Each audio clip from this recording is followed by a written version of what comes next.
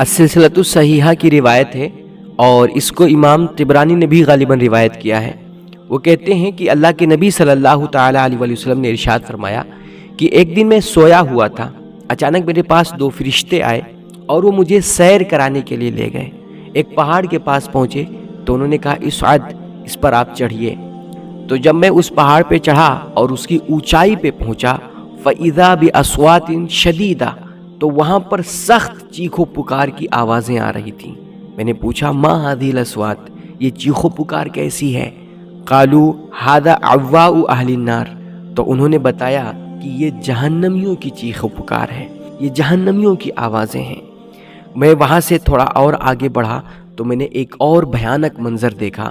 میں نے دیکھا کہ کچھ لوگوں کو الٹا لٹکا دیا گیا ہے اور ان کے جبڑے پھاڑ دیے گئے ہیں اور ان کے جبڑوں سے خون بہ رہا ہے۔ لوگوں کو الٹا لٹکا دیا گیا تھا، ان کے جبڑے پھاڑ دیے گئے تھے اور ان کے جبڑوں سے خون بہ رہا تھا۔ میں نے فرشتوں سے پوچھا من ہؤلاء، یہ کون لوگ ہیں؟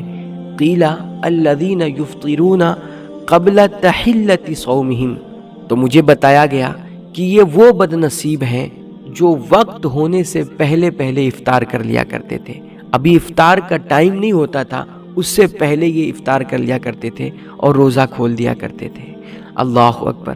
اب آپ سوچئے کہ اگر یہ بھیانک سزا، یہ حشر ان لوگوں کا ہے کہ جنہوں نے روزہ تو رکھا لیکن افطار کا وقت ہونے سے پہلے پہلے روزہ کھول دیا، تو اتنی بھیانک سزا، اب سوچئے اس بندے کا کیا حشر ہوگا جو سرے سے روزہ ہی نہیں رکھتا ہے۔ اللہ ہم سب کو روزہ رکھنے کی اور روزے کے تمام تقاضوں کو پورا کرنے کی توفیق مرحمت فرمائے۔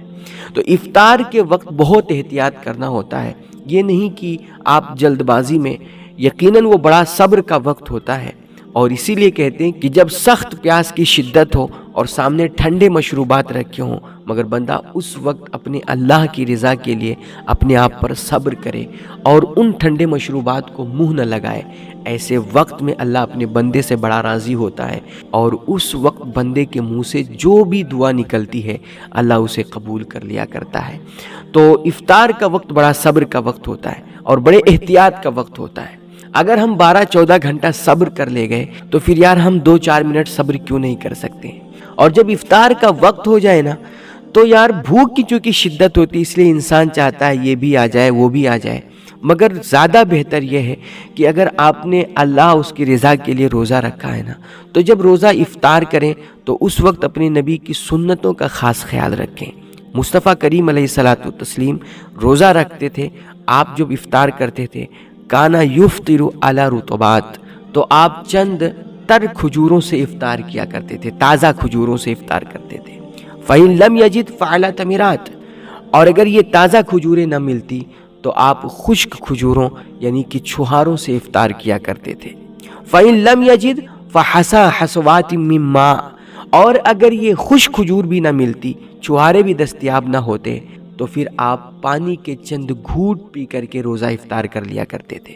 تو کوشش کریں کہ آپ کھجور سے افطار کریں، اگر کھجور نہ ملے تو چھہارے سے، اور اگر چھہارا بھی نہ ملے تو آپ پانی کا گھونٹ لے کر کے روزہ افطار کیا کریں۔ یہ سنت ہے، اس سے آپ کی افطاری بھی ہو جائے گی اور سنت مصطفیٰ کی برکتیں بھی آپ کو میسر آ جائیں گی، یعنی کہ سونے پہ سہاگا۔